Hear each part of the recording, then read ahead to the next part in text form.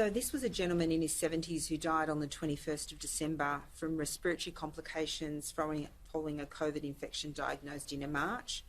He was a household contact of a locally acquired case, and although his death is considered to be related to COVID, so that's based on the doctors completing a death certificate as to the cause of death, he had recently tested negative and was no longer infectious and posed no risk to the community. And I think this highlights the fact that sometimes the complications can be so severe that the lung damage and other complications arising from COVID, that can subsequently be the cause of death many months later.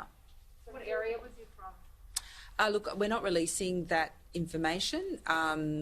Specifically, I will check with the family. We obviously want to protect the family's privacy. This is a very difficult time for them.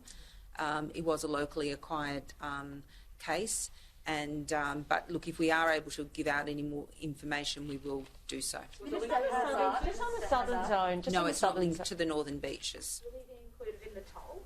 Yes, he will be included, and I think in today's press release, the numbers have increased to 56. Just on the southern zone of the northern beaches, there's obviously been a bit of pressure to ease those restrictions. Can you explain why you can't ease them or won't look at it till January the 2nd?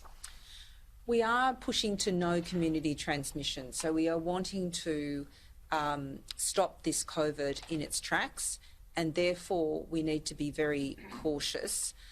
We know that the northern end of the northern beaches is an area where there is much greater risk, but we also have many contacts that live within, close contacts that live within the southern end, and we also know the way that movement comes up and down that peninsula. There is a lot of mixing of people from within the northern and the southern zones in the usual course. So when we haven't identified all the routes of transmission in the northern, the concerns we've got is that those people may have come into the southern. It's really pleasing to see the high rates of testing, and that's given us a lot of confidence that we're not missing too much disease, but we really want to get not risk any loss of control of this COVID response. So I just want to say thank you to the people of the Northern Beaches.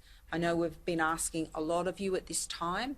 We've tried to modify some of the restrictions to allow you to enjoy those outdoor environments for exercise and recreation.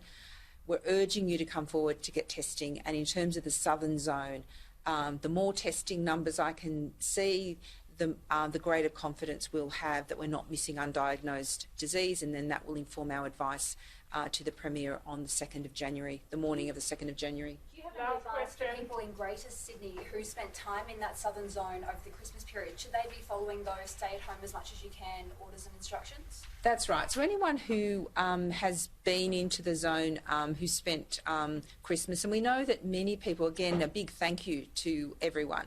The feedback I've had is many people chose to limit their gatherings or to not have people in from outside, even though they were permitted to do so.